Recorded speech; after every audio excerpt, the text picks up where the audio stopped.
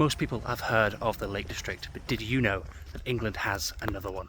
Hidden along today's walk are some of England's most peaceful lakes, waterways, and even an underground tunnel.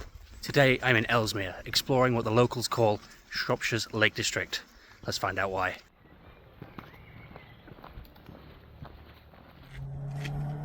Much of today's path so far has been along the Shropshire Union Canal.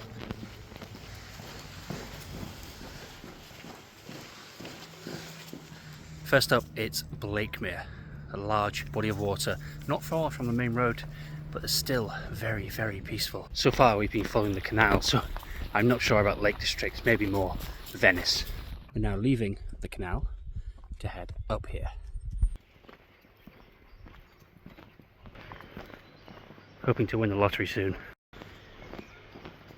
Having walked along the canal, we're now at Colemere, which is a beautiful big lake. Colemere is huge.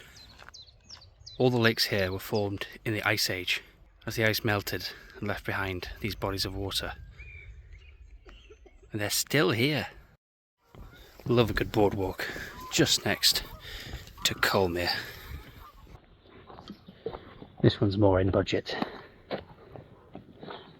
After circumnavigating Colemere, we're heading back along the canal towards Ellesmere. Park today for £2.50 for the whole day, and there'll be a link in the description should you wish to find the car park. These guys have been here a while.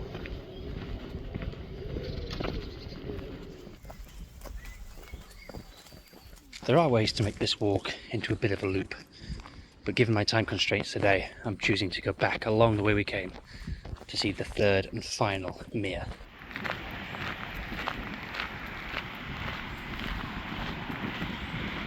This is the mere, and the town here that borders it is Ellesmere in Shropshire. You can see the mere on this town map.